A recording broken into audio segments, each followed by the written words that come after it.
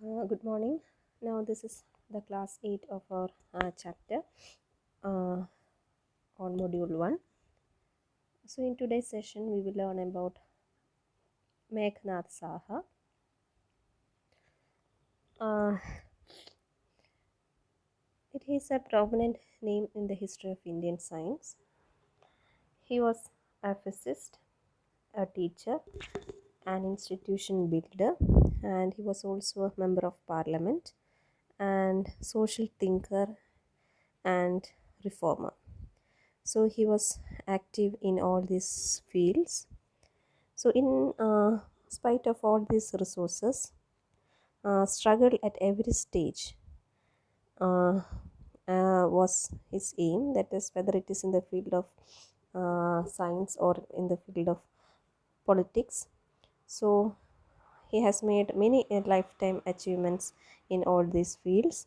So that was what we say, that all his achievements that he has made was remarkable. Then he was of the firm opinion that in a country like India, problems of food, then clothing, eradication of poverty, education and technology, the progress, etc., has to be solved only with good planning and only by the use of science and technology. Then one of the most renowned scientists of his times, he was nominated for Nobel Prize many times. However, his nominations were rejected as his contributions were considered mere applications and not discovery. So that's why his name was not accepted for Nobel Prize nominations, because they considered that all his contributions were just applications and there were nothing new, that is, there were no such discoveries. He was born on October 6th, 1893, in a small village near Dhaka. His parents were poor and they were belonged to backward class, so he was not able to afford higher studies. However, he did most of his educations with merit scholarship, and he joined Presidency College, Calcutta for his BSc degree in 1911. Then in 1916, he and his classmate Satyendranath Bose were appointed as lecturers in University of Calcutta, that is its Department of Applied Mathematics. And later, he was soon transferred to Physics Department.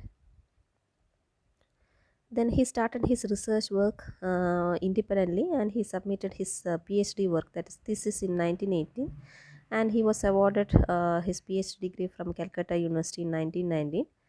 And he published English translations of Einstein's special and general theory of relativity papers, and he was the first English translation of Einstein's works, and Saha and Bose both taught theory of relativity to their MSc students.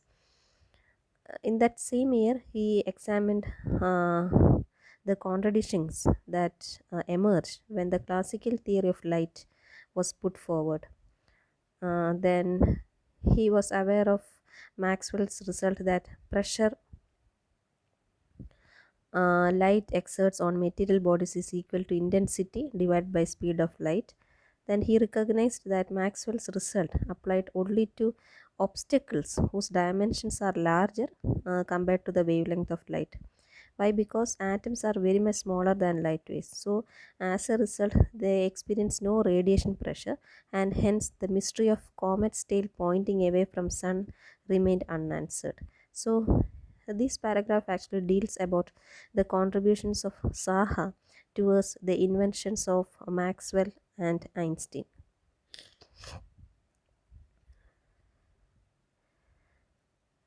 Then he demonstrated a theory that suppose that a continuous spectrum of light is incident on a layer of gas, then what happens to the gaseous atoms? They will be acted upon by the light pulses in the continuous spectrum. So in such case, the gases will try to emit gaseous atoms will try to emit radiations, and at the same time they will start absorbing. So he has given an example, that is the case of sodium atoms. Then he understood that sodium emitted two type of lines, that is sodium D1 line and sodium D2 line. That is sodium atoms emitted these lines when excited from their ground state, and that was named as the theory of selective radiation pressure. Then some of his papers were concentrated on that is the research papers were concentrated on the study of electromagnetic radiation, then the interference using Fabry-Perot interferometer, then a theorem of elasticity, then about the pressure of light, dynamics of electron, then new equation of state, then mechanical and electrodynamical properties of electron, radiation pressure and quantum theory, then fundamental law of electrical action, etc. So that is these are the various fields his research paper dealt with. That is, his research papers were mainly focused on all these three, on all these various topics. So you can quote one or any five fields, okay, while you are writing your essay. Then the topics that Saha taught to his MSc students were thermodynamics and spectroscopy.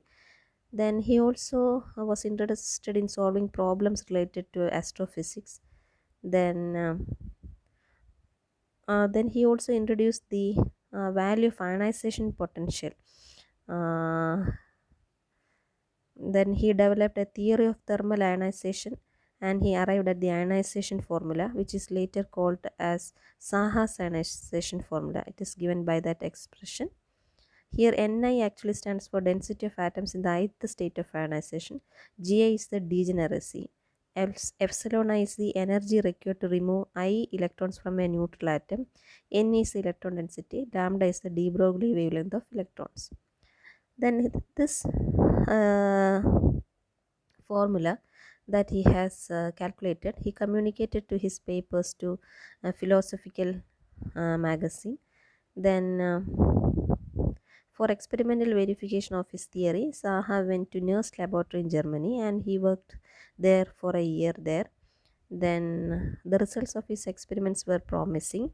Later he had to return to Calcutta due to some of his duties. Then his later works on spectroscopy, nuclear physics and ionospheric research were also considerable, and he invented an instrument to measure the weight and pressure of solar rays and started the journal Science and Culture. So these are all various contributions of Saha. So you can mention all these as points in your essay.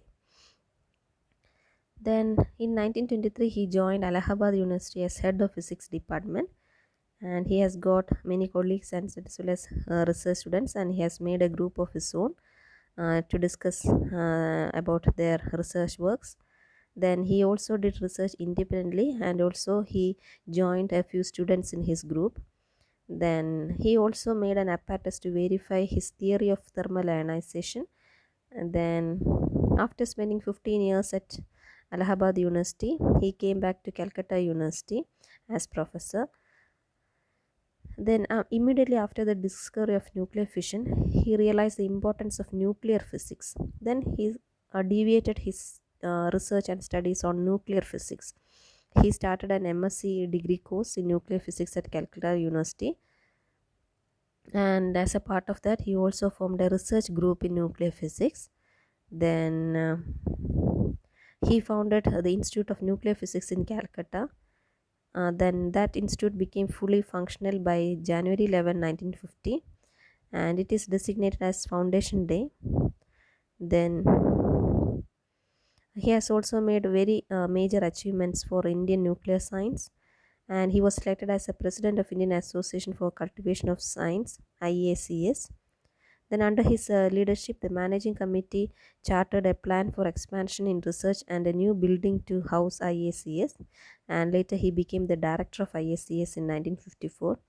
He was also a member of parliament, and he has made excellent speeches and debates in the parliament, and that actually showed his understanding of many topics, the way he analyzes a problem and the way he finds a apt solution for it. Then the various topics that he has discussed in the parliament actually showed his depth of knowledge. Then he also discussed about various issues like flood control, planning, industry, atomic energy, refugee and rehabilitation, railway budget, etc. And he was a chief architect of river planning in India and prepared the original plan for Damodar Valley project. So he was a leading spirit in organizing several scientific societies such as National Academy of Science, Indian Physical Society, Central Glass and Ceramics Research Institute at Calcutta under CSIR, Indian Institute of Science, etc. So he has made valuable contributions in all aspects of science, especially also in the area of politics. Next, it's about S. Chandrasekhar. He is an Indian-born American astrophysicist, and uh, he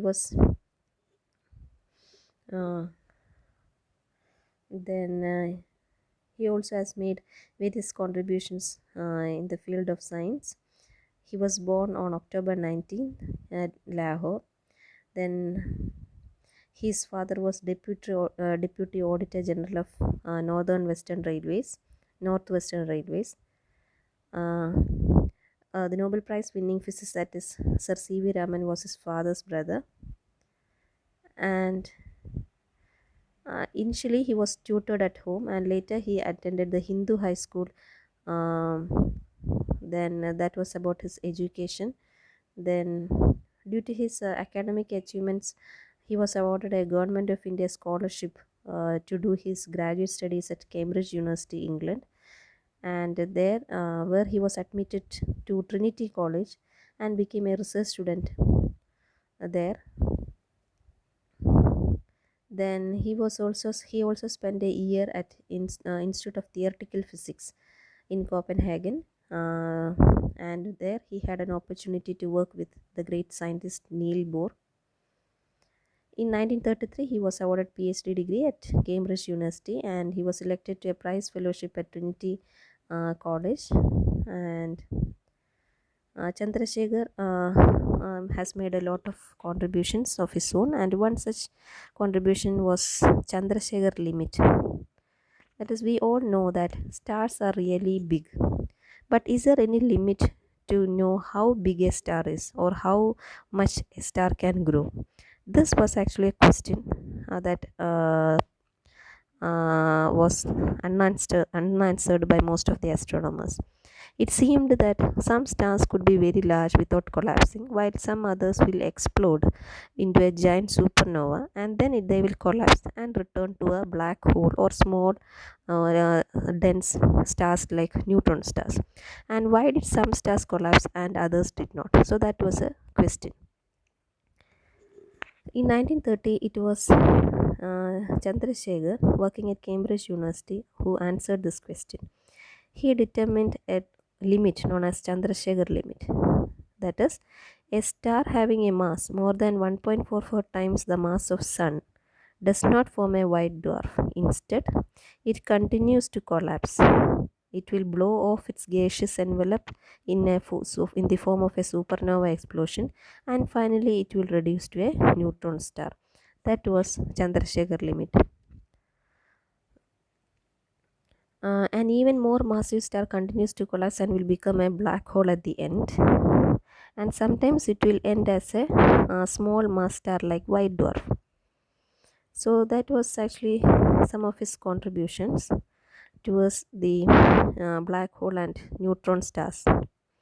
Now this Chandrasekhar limit actually describes the maximum mass of a white dwarf star or minimum mass above which a star will collapse into a neutron star or black hole, followed by a supernova explosion.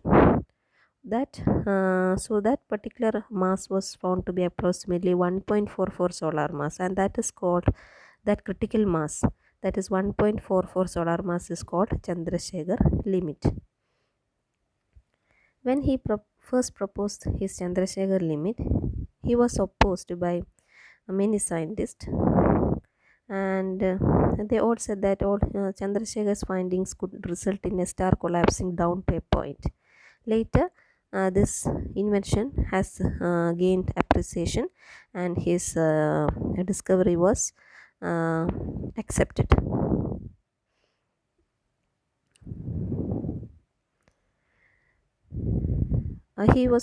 He worked as an assistant professor at the University of Chicago.